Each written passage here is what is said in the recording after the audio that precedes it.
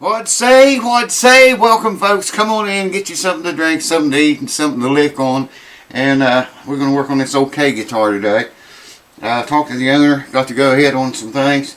And I'm not going to do very much to it tonight, but we're going to check out, I'm going to teach you something about truss rods tonight. So stay tuned.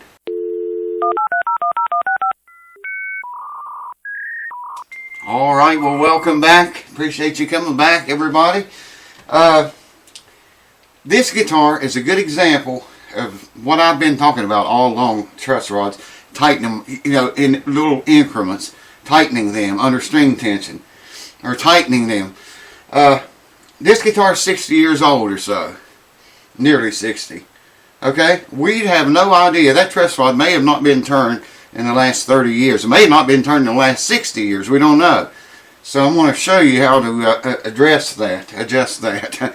But first, I'm going to take a soldering iron here and go over some of these solder joints. Just touch them up a little bit. I showed them to you in another video. I probably won't show you on this one. They're pretty bad. They look like cold solder joints. A lot of them do. So I'm just going to take a soldering iron, go over them, melt that a little bit, and just assure it's got a good connection. Owner wants to keep these guts in here, keep it all original, so that's what we're going to do. Ain't going to take nothing out. Just solder the joints, go over the joints that look funky. Like cold joints, that's what they look like. Cold joints is no good, man. Well, I don't know, I guess about any kind of joint's good. Woo! Alright, welcome back. Oh, I can't show you this very good, man. Working over here under this light in the corner here like this. I guess I could set the camera over in there, shine it back this way. But all I'm going to do, taking a screwdriver, I'm going to hold the wires down on the backs of those pots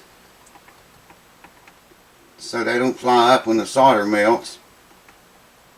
I found the tips for this gun, by the way. It's got a bigger one in it than what it had. It's still awfully small though, but it's doing the job. Get on top of that bad boy and hold him down. Wow, that's heating that up quick, man. I wouldn't do that before. Like I say, I won't hold you here.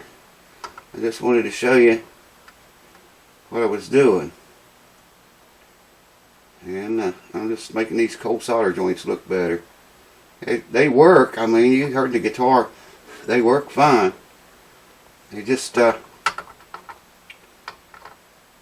not a good idea having joints that loose.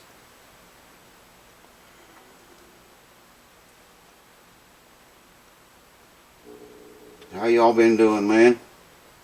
Hope the world's been good to you. Sure has been good here. I'm going to go around these pots and check those too, but I'm not going to hold you up for it. Check the jack back here and the wires on the switch. They look pretty good, but they should be heated, and I'll do that one right now. Anyways, I'll bring you back after I do this. Then we'll get into that truss rod deal, and I'll explain what you ought to do if you're working on a guitar truss rod and you don't know how long it's been since that rod has been adjusted or touched. And now, I should probably plug this up real quick, see if those still work okay.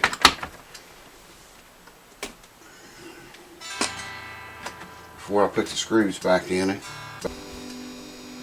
That humming that you hear is that amp. That's that little G-Deck amp made by Fender. I don't really care what it sounds like, I just want to make sure the pickups work. That should be the front one only. Let me make sure everything's on here. And not this one.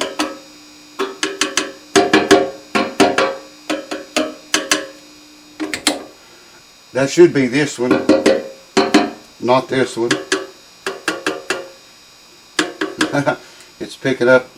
They should be potted. These pickups should be potted. They're not. Probably if I talked into them, you would be able to hear it through the amp. I didn't hear it through the amp. I don't know. Maybe it might be alright. Alright, everything works. Alright, well, it's bitching time. Somebody has tied these strings on here, every one of them. Wow, I don't know why people do that. I don't think the owner did it, but someone sure did. And you can almost bet when someone does this, they don't play very many live shows. You know, an old guy like me gets a hold of it and I can't see it, man. I cannot see it to get it loose. This is just total bullshit. People that would do that. I mean, look, man, you can't pull it off. I got to get a hold of it with this some way and untie it. And I'm not getting a hold of it. I don't know why people does this. I see things on YouTube, all kinds of shit about wrapping your string around your peg and tie it and pull it over the top and down under the bottom. You don't need to do all that shit, folks. I mean, if you wrap it on there and get enough wraps, it's not going to go anywhere. And if you break a string and you need to change it on stage, it don't take you, you don't go through this. If I was on stage right now and this happened, man, I wouldn't be a very happy camper. I can tell you that. I don't know how I'm going to get it off.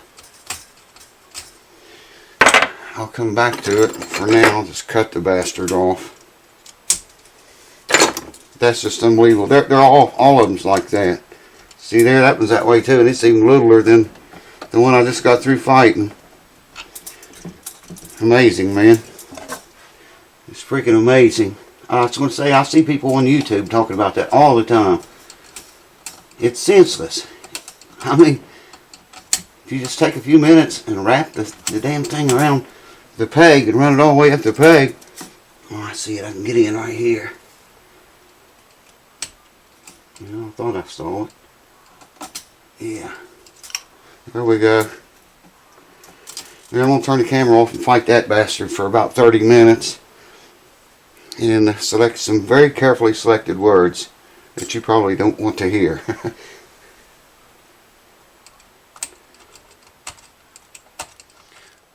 Alright, finally, after carefully selecting a bunch of very special words, that's a 5/16. I did go ahead and get the wrench out. That's it, it fits it good and tight.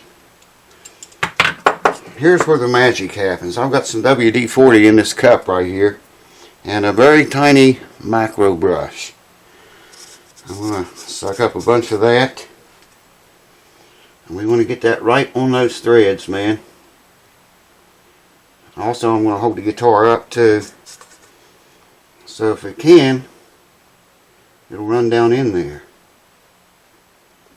down in the threads. Now you can see a little bit better what I'm talking about. Before you ever go tightening on that thing, you want to make sure it's oiled, especially if it's a very old guitar and you don't have any idea how long it's been since the last guy was in here. I'm just holding it up, hoping that, you know, that's WD-40. It'll get in them threads if there's any opening at all for it to get into. And that's all I need that for. Watch me spill it. Alright, welcome back. Haven't tried anything yet. I'm just letting that oil soak in good. Let's see, that's loosened. Righty tighty, lefty loosey. In some cases, sometimes you have to heat that. Take a soldering iron, stick up against that metal and heat it. If it don't turn,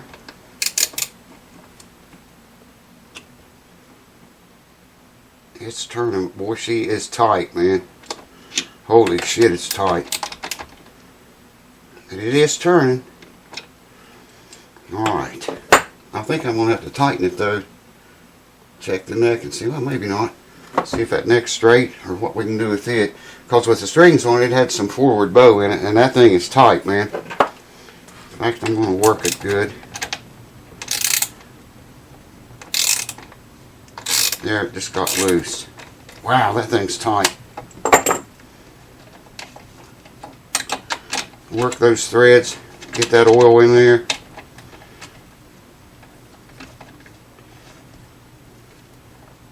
Best thing in the world you can do for it.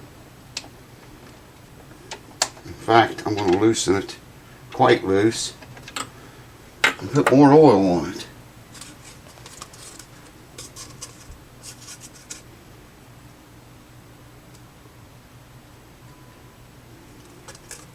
And I'm going to tighten it and put even yet more oil on it. There's a piece of string. Let me get into that. I hear heat coming.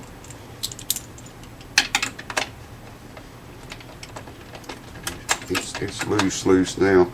Oh, that turns so much easier, man. I thought I said that. This ratchet's screwed. Oh yeah, man. It's getting tight, but it's turning way easier than it was.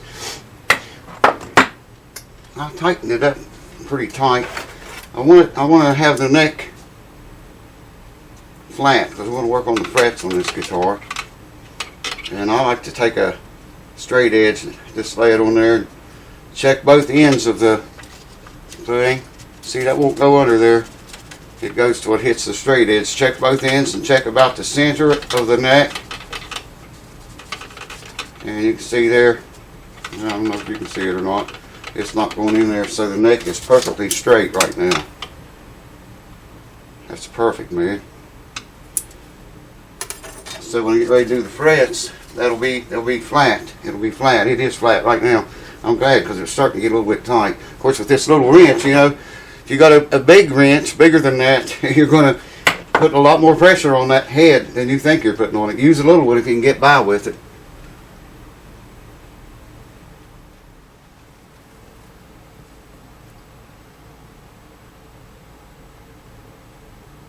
That's as straight as she's going to get, folks. That's down here, right here where this fretboard extension is. Man, there is a wicked ski jump right there. The fret comes down, it's level, and right there, the last probably four frets or maybe 5, it's got a ski jump there. There's really no way to fix that. I was thinking about putting a shim in it, but that's not going to take care of that. You'd have to take the frets out of it and sand that out. Wow, I don't know. We'll see how low we can get the action like this, but that's it for tonight, folks. Thank you for coming along for the ride.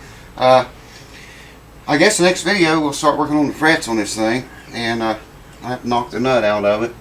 It's glued in. It looks like pretty good. We'll color all the frets up blue. No other color works but blue. You all know that. And I'm going to use the radius block again because these frets are worn so little. They're not very much at all, man. So I can determine what the radius of the fretboard is and use a radius block with sandpaper and color them, and, you know, and then sand down until all the blue disappears off of every fret, and then we'll have our radius in there. And then we'll use the fret erasers again. Try them out, see if they work as good on this guitar as they did the other one. Different kinds of fret wire. You never know till you try. So anyways, thanks for watching. I'll catch you on another video, probably on this guitar, pretty soon. Cheers.